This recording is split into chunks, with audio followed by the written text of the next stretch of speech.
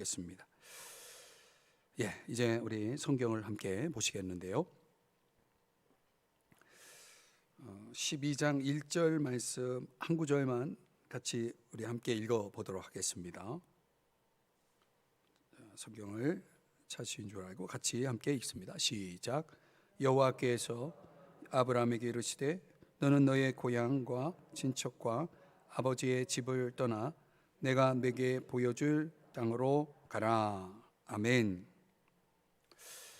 자, 오늘 12장에서 14장까지 아브라함의 이야기를 우리가 함께 살펴보고자 합니다.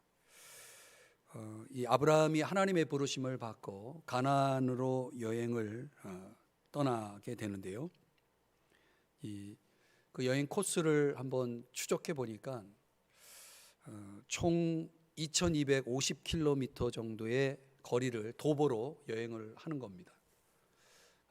좀 실감나게 여러분에게 설명하자면은 이 서울에서 부산까지 그 직선 거리로 측량하면 한 500km가 된다고 그래요. 그러니까 왕복 2회를 하고 그리고 다시 부산까지 가는 거리를 도보로 아브라함이 여행을 했다고 보면 됩니다. 그러니까 우르에서 하란까지, 하란에서 다시 가나안까지, 가나안에서 12장 후반부에 나오는 애굽을 또 다녀오게 되죠. 기근을 피해서 애굽으로 내려갔다가 다시 올라오는 일정까지 따지면은 아브라함이 가나안에 정착하기까지 2250km 정도의 그 여행을 하게 되는 것입니다. 엄청난 여행이죠. 자, 오늘 본문 아브라함의 이야기 12장, 13장, 14장 오늘 함께 좀 나누고 다음 주에 또 계속 이어서 한 3장씩 끊어서 아브라함의 이야기를 좀 함께 묵상해 보고자 합니다. 오늘 1절 여러분이 읽으신 대로 아브라함에게 하나님이 3가지 명령을 내리셨죠. 고향을 떠나라. 아주 잔뼈가 굵은 삶의 터전을 떠나라는 명령입니다. 친척을 떠나라. 2번째 명령이죠. 그동안 아브라함에게 영향을 주었던 그 영향력에서 벗어나는 것을 말합니다. 아버지 집을 떠나라. 3번째 명령입니다. 아버지의 존재라는 것은 아버지는 데라죠. 이 데라의 영향력이라는 것은 아브라함의 그 성장 과정 속에 분명히 그 아버지의 리더십이 우리가 잘 아시는 대로 아브라함의 생에 얼마나 큰 영향을 주었을지를 우리가 예상할 수가 있습니다. 그러니까 아브라함의 주인 역할을 했다고 볼 수도 있겠죠. 그래서 아버지의 집을 떠난다는 것은 주인을 바꾸는 그런 행위라고 볼 수가 있습니다. 새로운 삶의 주인을 찾아서 또 그 주인을 따라서 가는 여정이죠. 이 1절 말씀만 놓고 보면은 신앙생활이라는 것은 우리의 삶의 주인을 바꾸는 것입니다.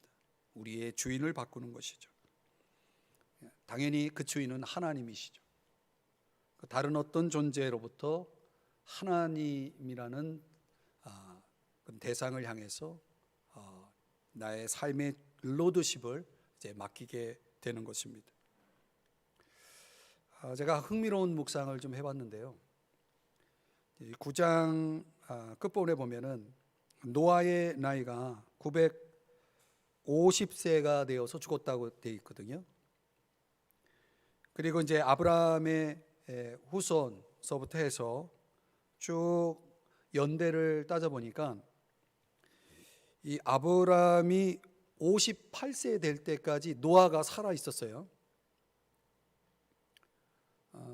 이런 거는 한번 여러분이 생각해 본 적이 없을 겁니다. 이 갈대아 우르를 떠날 때 물론 그때는 데라 아버지와 같이 출발을 하죠. 그때만 해도 아브라함의 나이 58세에 노아가 살아 있었다라고 하는 것이죠.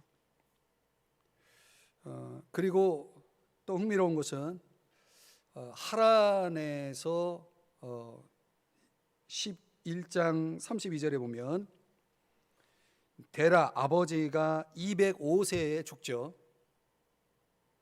데라가 아브라함을 70세에 낳거든요. 아브라함이 75세 나이에 이 하나님 말씀을 따라서 가나안으로 출발하죠. 하나님 지시한 땅을 향해서 출발한 나이가 75세죠.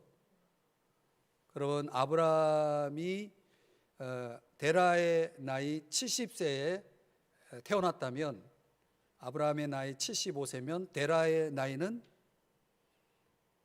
계산이 됩니까? 145세죠. 그러면 데라 아버지가 하란에서 죽은 나이는 205세니까 여러분이 생각해 볼 때 아브라함이 하란을 출발할 때는 데라가 살아 있었던 거죠. 제가 과거에 성경을 11장 32절에 근거해서 아브라함은 아버지가 죽음을 통해서 이제 비로소 하란을 출발했다라고 성경을 가르쳤거든요. 예, 교정하는 겁니다. 제가 실수를 인정하고, 그러니까 데라가 살아 있는 동안 아직은 아버지가 살아 있는 동안 하란을 출발하게 됩니다. 그때 이제 사도행전 7장 2절에 보면 하란에 있기 전에 메소포타미아 있을 때, 즉 우르에 있을 때 하나님의 영광을 보고 하나님의 음성을 듣게 되죠. 그리고 나서 그가 이제 우르를 떠나게 되고, 그때는 아버지가 같이 동행하게 됩니다. 그리고 아버지를 하란에 두고 다시 두 번째 하나님의 음성을 듣게 되죠. 그게 이제 12장 1절의 말씀이 되겠습니다. 이 말씀은 아브라함이 하나님의 부름을 받은 이 말씀은 일종의 두 번째 하나님의 말씀이다, 이렇게 보면 됩니다. 그러니까 우리가 하나님의 음성을 들을 때, 하나님이 내게 주시는 말씀을 받을 때 우리가 그 말씀에 즉각적으로 순종하지 못하고 여러 가지 인간적인 갈등을 하면서 고민을 하다가 그 말씀을 지워버리죠. 무시해버리거나 아니면 잊어버리거나 또 아니면 그 말씀을 거부하죠. 어쩌면 어떤 사건인지 모르지만은 이 아브라함의 가정에 여러 가지 이제 그런 상황들이 있었을 겁니다. 다시 하나님이 아브라함에게 임재하셔서 말씀을 하셨고, 그 말씀을 받아서 이제 아브라함이 이제 움직이게 되는 것입니다.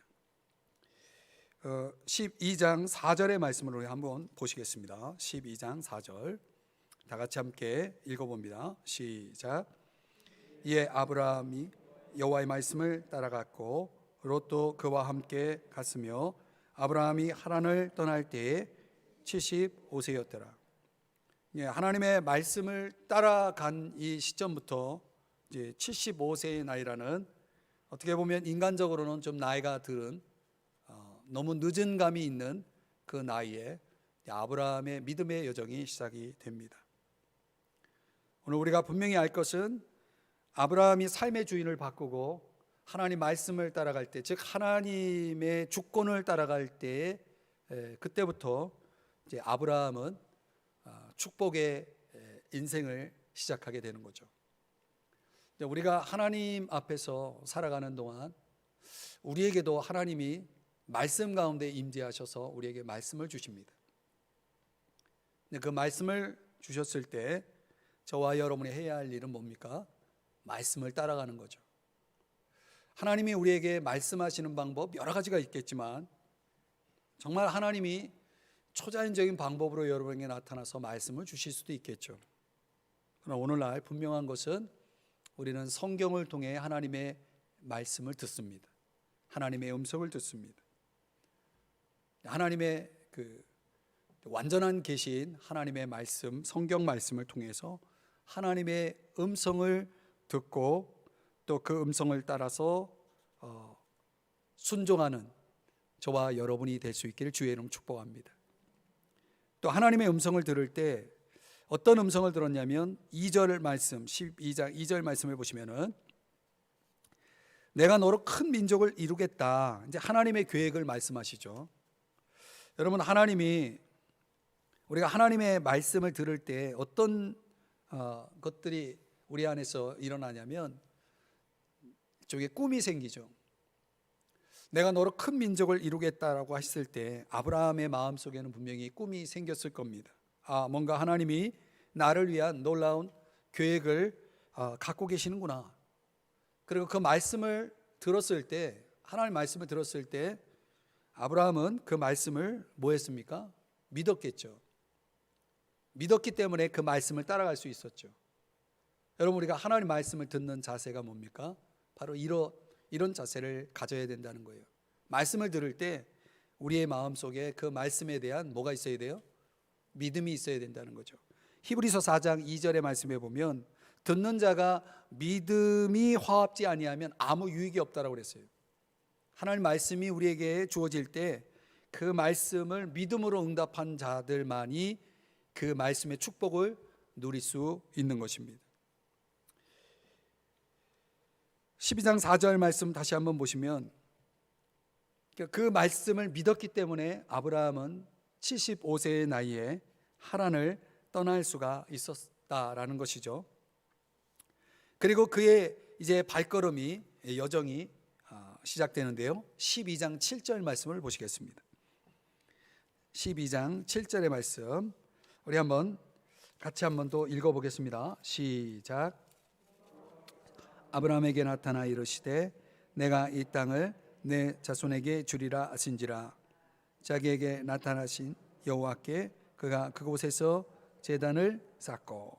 자, 아브라함이 그의 삶의 그 작은 걸음을 시작했을 때 그가 한 일이 뭡니까? 제일 먼저 한 일이 뭡니까? 오늘 말씀해 보니까 제단을 쌓고 라고 이렇게 말씀하죠.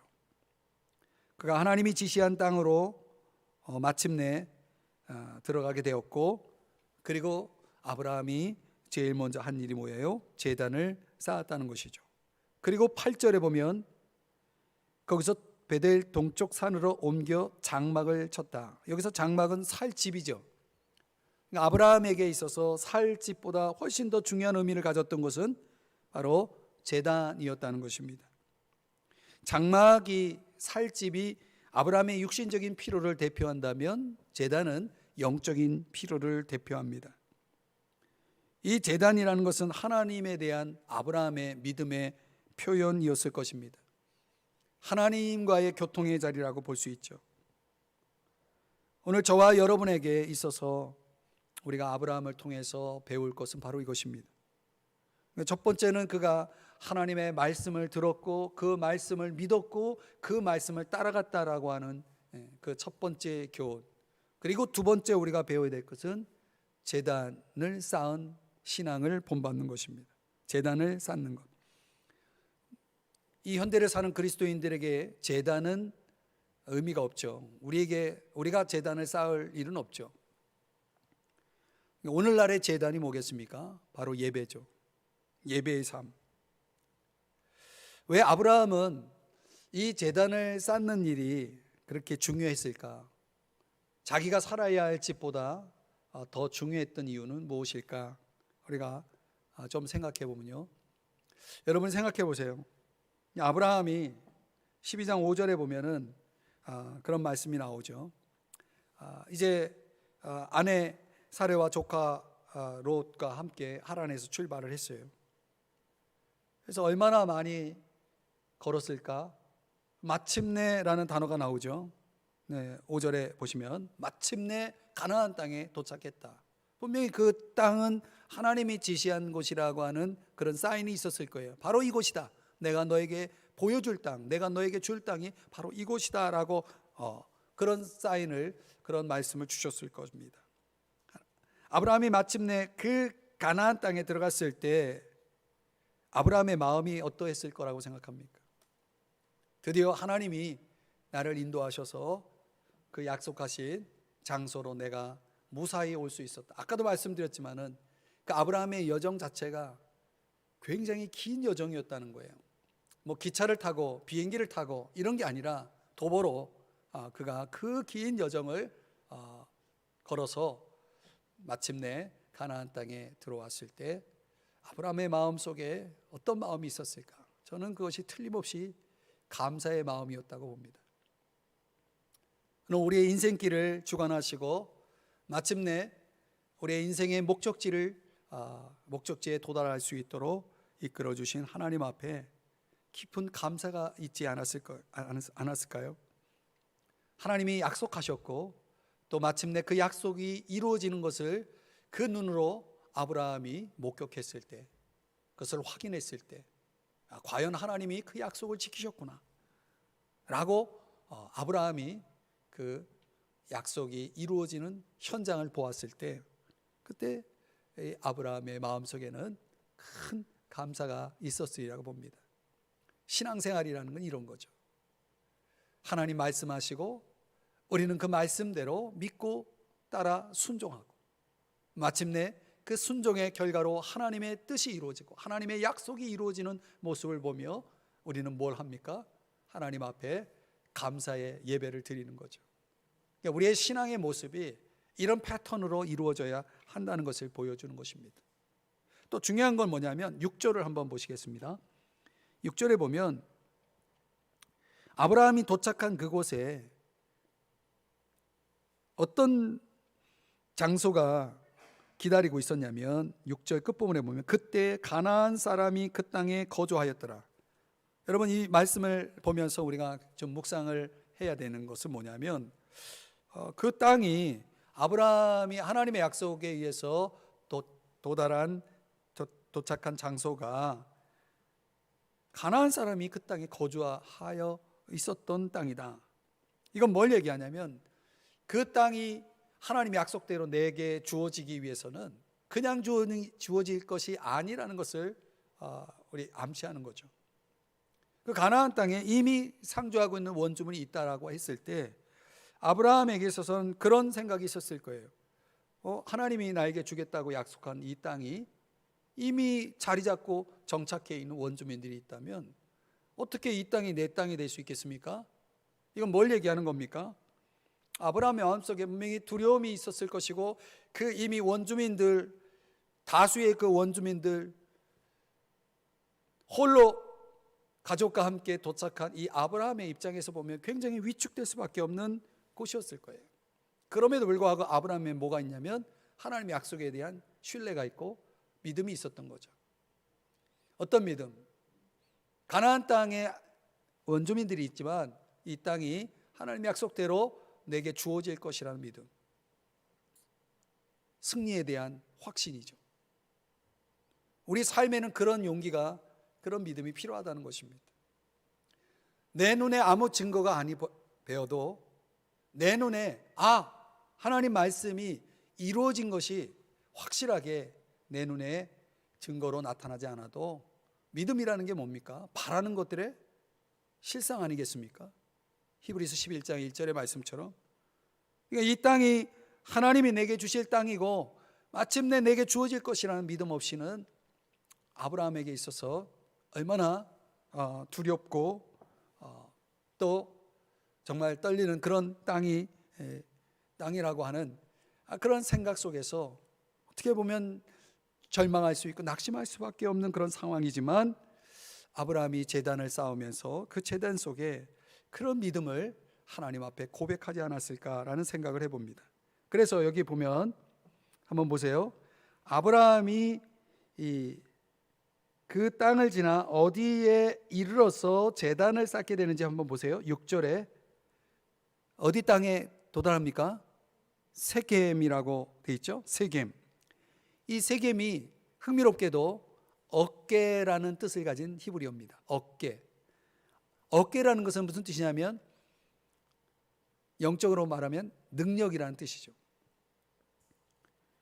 분명히 이 세겜 땅에서 제단을 쌓았고 아브라함이 어떤 믿음의 고백을 했을까? 이제 아브라함에게 당면한 직면한 앞으로의 어떤 미래에 대해서 분명히 이런 확신이 있었을 거예요. 하나님의 능력으로 마침내 이 땅을 내게 허락하실 거야. 하나님의 능력에 대한 믿음이죠.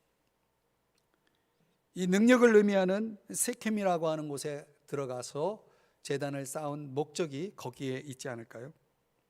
근데 오늘 우리들에게 있어서 필요한 게 뭡니까? 우리가 이루는 것이 아니라 하나님의 약속은 하나님이 이루시는 줄 믿으시기 바랍니다. 하나님이 하시는 거예요. 종종 우리가 하나님의 일을 내가 하려고 할 때 거기서 많은 경우 주저앉게 되죠. 여러분의 인생길이 여러분의 능력에 달려있는 것이 결코 아니라는 사실을 항상 인식하고 살아가시기를 축복합니다. 하나님이 도와주시는 거예요. 하나님이 함께 하시는 거예요. 하나님이 이루어 주시는 거예요. 아브라함에게 그런 믿음이 없었다면, 이런 제단을 통해서 그런 믿음의 고백과 함께 가나안 땅에서의 여정이 시작되지 않습니까? 우리도 마찬가지예요. 이런 능력을 어디서 얻었겠습니까? 저는 제단을 쌓으면서, 제단을 통해 하나님을 예배하면서 아브라함에게 그런 힘이 주어졌으리라고 봅니다. 그러니까 우리 예배의 힘이라는 것이 바로 이런 거죠.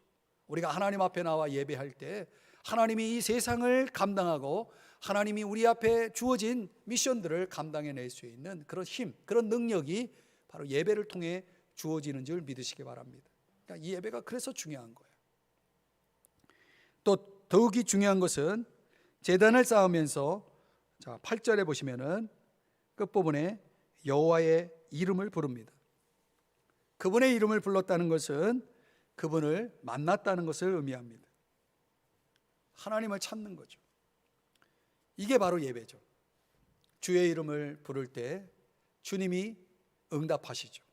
주님이 만나주시죠. 주님이 우리와 함께 하시는 것입니다. 그 제단을 통해서 아브라함에게 그런 확신을 더 강하게 갖게 하지 않았을까요? 하나님이 나와 함께 하시는구나. 하나님이 나와 동행하시는구나. 오늘 저와 여러분 속에 이런 예배의 삶이 있기를 주의 이름 축복합니다. 주의 이름을 부르는 그런 예배가 여러분의 삶의 현장 속에, 또 주일마다 여러분의 가정 속에 이런 예배의 현장이, 예배의 제단이 우리의 삶에 채워질 수 있기를 주의 이름으로 축복합니다. 그러나 우리가 이렇게 예배 가운데 살아간다 하더라도 12장 10절 이하에 보면 어느 날 보면 우리의 삶에 어두운 그림자가 드리워질 때가 있습니다. 아브라함이 약속을 믿고 믿음으로 서 있던 그 가나안 땅에 보니까 기근이 찾아왔다는 것이죠.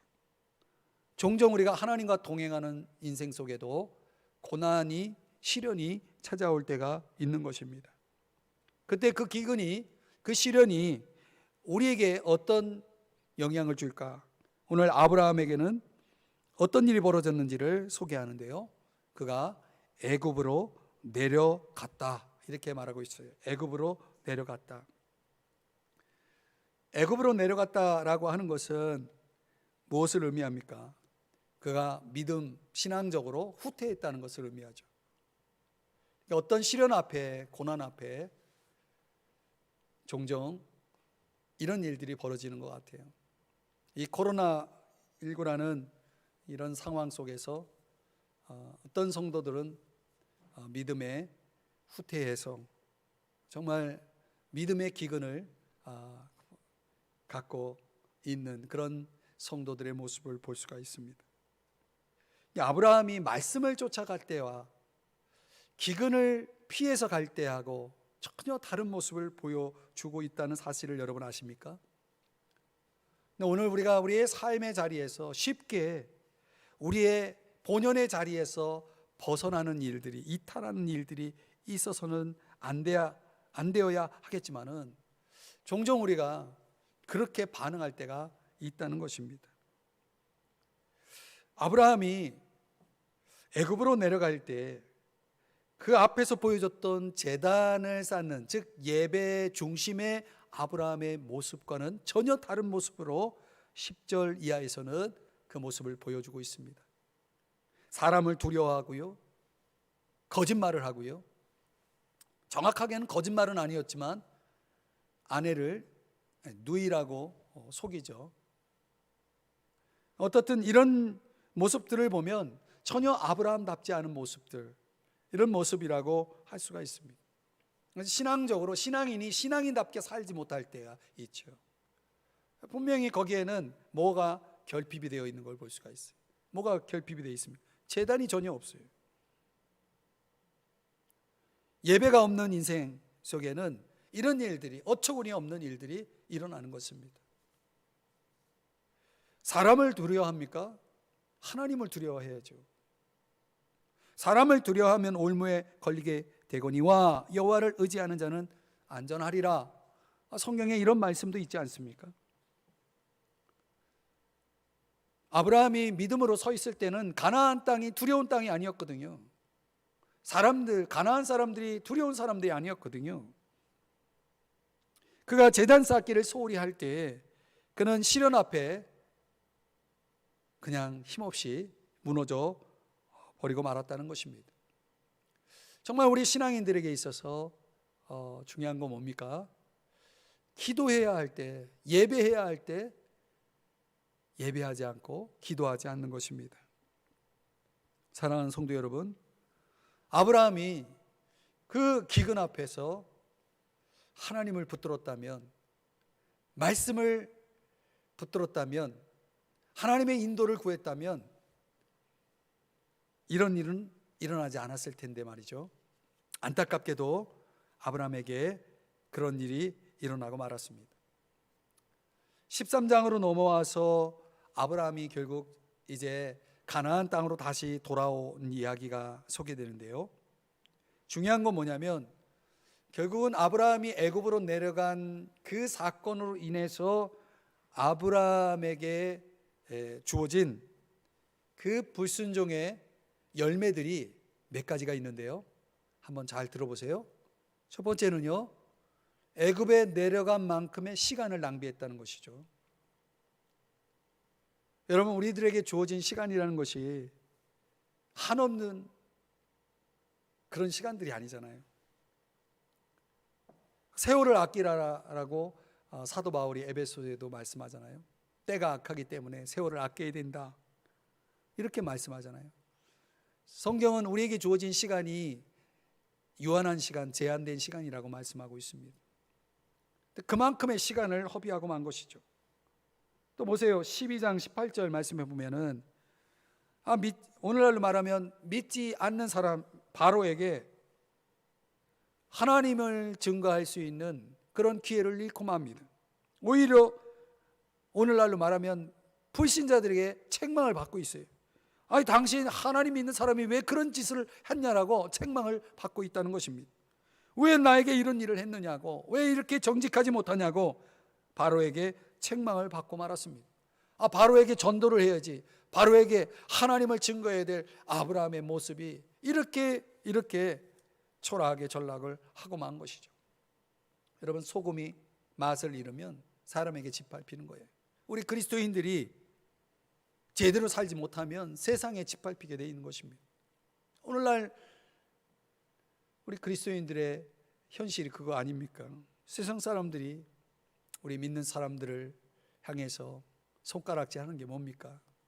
우리가 제대로 살아서 겁니까? 그렇지 않잖아요. 또 중요한 건 뭐냐면 이제 하갈의 존재가 등장하게 됩니다. 여러분, 우리가 잘 아는 대로 16장에 아브라함의 가정에 큰 문제를 일으키는 하갈의 사건이 벌어지는데, 그 하갈이 12장 16절 한번 보실까요?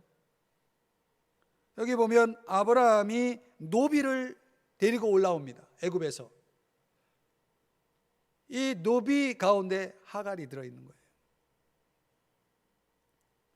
그러니까 우리가 하나님 앞에 불순종하면요, 그 불순종의 열매가 계속 내 인생을 괴롭히고 우리의 발을 붙잡는 거예요. 이 애굽이라는 세상이 나를 계속 괴롭힐 수 있는 거죠. 그래서 바울이 뭐라고 말하냐면 우리가 세상에 대한 십자가에 못 박혀야 한다라고 말하고 있는 것입니다. 또 하나 중요한 건 뭐냐면 올라올 때 뭘 가지고 올라오냐면 불을 가지고 올라옵니다. 많은 재산을 가지고 올라왔어요. 그럼 우리는 이걸 보면서 야, 불순종했는데 하나님이 축복하셨네. 여러분, 성경을 그렇게 해석하면 안 돼요. 근데 아브라함에게 부가 주어지면서 그게 축복이었는지를 어떻게 확인할 수 있냐면 13장에 와가지고 그 소유의 증가가 아브라함의 가정에 큰 분란을 일으킨다는 것을 보여주고 있습니다. 어떤 일이 벌어집니까? 아브라함의 목자와 조카 롯의 목자 사이에 큰 집안 재산 싸움이 벌어집니다. 이러면 이런 걸 가지고도 축복이라고 우리가 생각할 수 있겠습니까? 가정이 이렇게 분란이 일어나고 문제가 벌어지는데 소유의 증가가 그냥 단지 축복이라고 그렇게 결론을 내릴 수는 없는 거죠.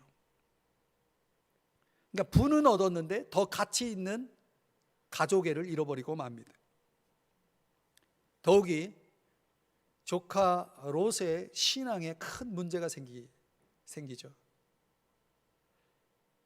이 분란으로 인해서 두 사이에 이제 서로 이별을 하게 되잖아요. 그래서 이 조카가 어디를 선택하게 되는지 13장 10절에 보면은 이미 애굽의 맛을 본 조카가 소돔과 고모라와 같은 요단 동쪽 땅을 선택하게 되죠. 이 애굽의 영향력, 애굽의 맛을 본 사람들은 계속 끊임없이 그런 욕구를 충족시키기 위해서 그 길을 가는 것입니다. 그리고 이 롯이 얼마나 애굽화되었는지, 오늘날로 얘기하면 세속화된 거죠. 세속화된 이 롯에게는 뭐가 없냐면 아브라함에게서 보았던 그 제단이 전혀 나타나지가 않아요. 롯이 제단을 쌓았다는 얘기가 없습니다. 심각한 겁니다. 믿는 집안에 전혀 신앙적인 삶을 살아가지 않는 그런 사람이 나온 것입니다. 도덕적이고 영적인 난파로 종말을 고하게 되는 그런 불행이 닥치게 됩니다. 이게 다 뭐예요? 아브라함이 애굽에 내려갔기 때문에 나타난 열매들이에요. 그러니까 우리가 이 짤막한 이 사건을 그냥 쉽게 지나칠 수 없는 것은 그 후유증이 뒤쪽에 계속 기록되어 있는 이 후유증이 굉장히 크다는 걸 볼 수가 있습니다. 우리가 그런 성경의 큰 안목 속에서 어느 단편적인 것만 보면 안 되고 전체 흐름 속에서 보면은 이 사건이 아브라함에게서는 아주 치명적인 것이었구나라는 것을 알 수가 있습니다. 물론 아브라함은 믿음의 조상으로 믿음에 잘 서서 많은 사람들에게 믿음의 본보기가 되었지만은 그러나 아브라함의 가정의 한 어두운 부분들이 여전히 존재했다는 사실을 봐야 되는 것입니다. 롯이라는 이 조카의 삶을 추적해 보면요, 13장에서 보여주는 것은 뭐냐면 굉장히 육적입니다. 굉장히 욕심이 많고 불신앙에 빠져 있었음을 알 수가 있습니다. 13장 8절 9절에 보면은 아브라함에게는 조카잖아요. 아브라함이 양보를 하죠. 너가 좌하면 나는 우하고 너가 우하면 내가 좌하겠다. 이렇게 13장 9절에서 양보를 할 때에 조카 롯의 반응이 참 기가 막히죠. 10절에 보면은 롯이 그래요, 제가 먼저 선택할게요 하고서 나섭니다. 그리고 눈을 들어 요단 지역을 바라보았다라고 말하고 있죠. 이제 롯이 바라본 그것은 곧 멸망하게 될 하나님의 시간표에 의하면 불심판을 받게 될 땅이었다는 거죠. 그러니까 믿음이 없는 사람들은, 믿음의 눈이 없는 사람들은 그런 영적인 것들을 볼 수 없기 때문에 모든 게 다 좋아 보이는 거죠. 그게 심판의 땅인지도 모르고. 그런 통찰력, 이 믿음의 통찰력을 우리가 잃게 되면 세상이 좋아 보이게 되는 것입니다. 그 세상에 좋아 보이는 것들을 따라갈 수밖에 없는 것이죠. 그게 참 문제인 거예요. 고린도후서 4장 18절에 보면 우리가 주목하는 것은 보이는 것이 아니요 보이지 않는 것이니 보이는 것은 잠깐이요 보이지 않는 것은 영원합니다. 여러분, 우리의 눈이 무엇을 주목하느냐가 참 중요한 것입니다. 위의 것을 찾으라고 말하잖아요. 영원한 것을 볼 수 있는 눈이 있어야 되는 것입니다. 그러나 롯에게는 그런 것이 없었다는 것이죠. 다만 눈에 보이는 좋아 보이는 것들을 13장 10절의 말씀에 보니까 온 땅에 물이 넉넉하니 이것만 보이는 거예요. 그리고 뭐라고 말합니까? 여호와께서 소돔과 고모라를 멸하시기 전이었으므로 여호와의 동산 같고 애굽 땅과 같았더라. 물이 넉넉하고 기름져 보인 그 땅이 롯에게는 기가 막힌 땅으로 보였다는 것이죠. 하나님 보시기에는 그 땅은 이미 악한 땅이고 하나님이 곧 심판하게 될 땅이었음에도 불구하고 롯에게는 그 땅이 좋아 보였다는 거예요. 그래서 13절 말씀에 13장 13절 말씀 한번 같이 읽어볼까요? 시작. 소돔 사람은 여호와 앞에 악하며 큰 죄인이었더라. 여러분, 오늘 이 롯이 우리에게 보여주는 교훈하는 것이 바로 그것입니다. 그러니까 이 세상이라고 하는 것에 한번 물들기 시작하면은 걷잡을 수가 없는 것입니다.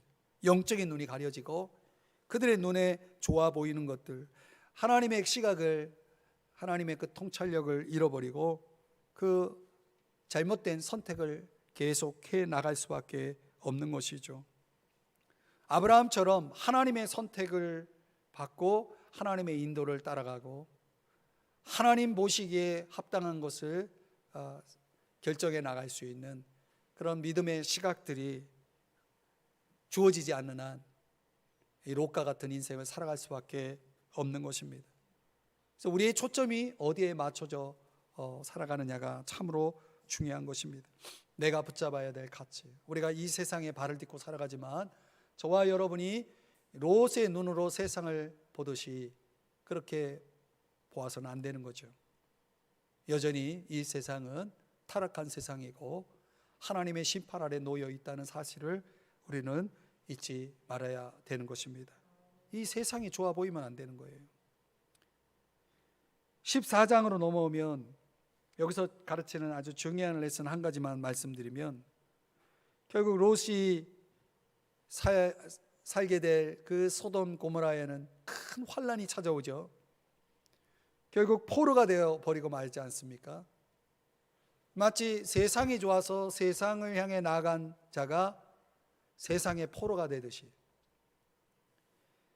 아버지에게 분깃을 받아서 집을 떠난 탕자가 돼지 쥐염 열매조차도 제대로 먹지 못하는 비참한 삶의 포로가 되듯이 그렇게 전락을 해버렸다는 것을 알 수가 있어요. 세상과 짝하고 세상을 사랑하고 세상을 선택하여 나가는 자들의 이 결론을 보여주는 것입니다. 무엇이 더 좋아 보이느냐? 그것이 바로 믿음의 문제인 것입니다. 14장 13절에 보면은 제가 말씀드리고 싶은 건 바로 이겁니다. 자, 조카 롯이 이렇게 포로가 돼서 붙잡혀 갔다는 뉴스를 전보를 받게 되죠. 이때 아브라함의 행동을 보시면요, 아브라함이 어떻게 했냐면 14장 14절 말씀에 보면 318명을 데리고 어떻게 합니까? 롯을 구하러 가게 되죠.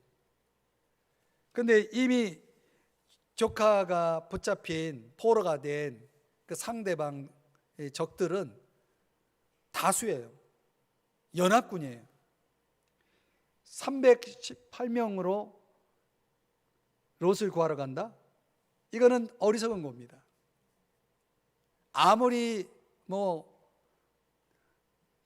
특별한 어떤 군사훈련을 받아가지고 그야말로 특수부대 어떤 형태의 318명이라 하더라도 그 상대의 연합군을 이겨내는 것은 불가능한 것입니다. 그러니까 아브라함이 이렇게 조카 롯을 구하러 나섰다는 그 자체가 뭘 의미하는지를 여러분에게 말씀드리려는 거예요. 이게 뭐냐면, 이렇게라도 내가 조카를 구해내겠다라고 하는 목숨을 걸고 그 조카가 잡혀 있는 곳으로 향해 가는 모습을 보여주고 있는 것입니다. 뭘 들고요? 검을 들고. 여러분, 이렇게 오늘날로 말하면 목숨을 건 싸움을 이제 하고자 했던 것이죠. 근데 아브라함은 어떤 사람이냐면 믿음의 사람이거든요. 무모한 싸움은 아니었어요. 왜냐하면 아브라함에게는 누가 있습니까? 하나님이 있었다는 것이죠. 이 14장에서 아주 숨어있는 숨은 그림을 찾는다 그러면 이 318명이 어떻게 조카 롯을 구출해 왔을까에 대해서 사람들 그냥 지나치거든요. 계산해 보세요. 불가능한 전쟁이에요. 이 말은 무슨 얘기냐면 하나님이 아브라함을 도우셨다는 거예요. 왜 도우셨을까요? 그 한 영혼을 위해서 목숨을 걸었다는 것 자체를 하나님은 귀하게 보신 거죠. 그런데 여러분 아십니까? 그렇게 구해온 한 영혼이지만 아직도 멀었다는 것입니다. 그는 소돔과 고모라를 떠나지 않았습니다. 나중에 보면은 18장에 가보면요, 아브라함이 18장 23절부터 33절까지 뭐 하냐면 조카 롯을 위해 기도해요. 우리 다음 주에 살펴볼 내용이겠지만 19장 29절 한번 가보겠습니다. 미리 한번 가보고 이제 말씀의 결론을 맺겠습니다. 19장 29절 말씀 찾으셨나요? 예, 한번 같이 읽어봐요. 시작. 아브라함이 다시 하나님이 그 지역의 성을 멸하실 때에 곧 롯이 거주하는 성을 엎으실 때에 하나님이 아브라함을 생각하사 롯을 그 엎으시는 중에서 내보내셨더라. 아멘. 하나님이 누구를 생각했다고요? 아브라함을 생각했다는 거예요. 아브라함이 뭘 생각했다는 겁니까? 그게 바로 18장 바로 19장 앞에 나와 있는 이 18장에서 아브라함이 계속 의인 50명서부터 시작해가지고 계속 매달리잖아요. 이 뭘 매달리는 겁니까? 지금 조카가 살고 있거든요. 거기에 그 성을 멸한다면 조카 가족이 다 그 심판 아래 목숨을 잃을 것인데 그 조카 롯을 살리고자 하나님 앞에 중보 기도를 드린 것이죠. 검을 사용해서 아브라함이 검을 사용해서 조카 롯을 구출해 왔지만 검만 가지고 한 것이 아니라 기도를 통해서도 그 조카 롯을 마침내 구출해 내는 모습을 보게 됩니다. 하나님이 이 아브라함의 헌신을 얼마나 귀하게 보셨는지 15장에 이제 다음 시간에 살펴보게 될 15장에 하나님의 임재와 하나님의 놀라운 약속이 아브라함에게 주어지는 것을 보게 됩니다. 사랑하는 성도 여러분, 오늘 우리가 12장, 13장, 14장에서 살펴본 내용을 요약하면요, 아브라함에게 있어서 믿음은 환경을 넘어서는 믿음이고 말씀을 따라가는 믿음이었다. 말씀을 따라가는 신앙, 이게 이제 우리들에게 12장이라는 그림 속에서 꼭 붙잡아야 될 첫 번째 적용이고요. 두 번째는 인간관계 속에서 믿음의 선택을 한 아브라함과 세상적인 관점에서 선택한 조카의 두 길을 13장이 보여주고 있는 거죠. 우리는 무엇을 더 좋게 볼 것이고 무엇을 선택할 것이냐라고 할 때 또 우리의 인간관계 속에서 우리가 아브라함의 편에 설 수도 있고 조카 롯의 편에 설 수도 있다라고 하는 이런 관계적인 그리고 어떤 선택적인 인생의 이 두 길을 우리가 여기서 배울 수가 있고요. 14장에서는 한 영혼에 대한 그런 헌신, 그 간절함을 이 아브라함에게서 우리가 배울 수가 있습니다. 이걸 다시 요약하면 환경, 관계, 그리고 사명. 오늘 이 세 가지의 그림을 이 세 장에서 보여주고 있습니다.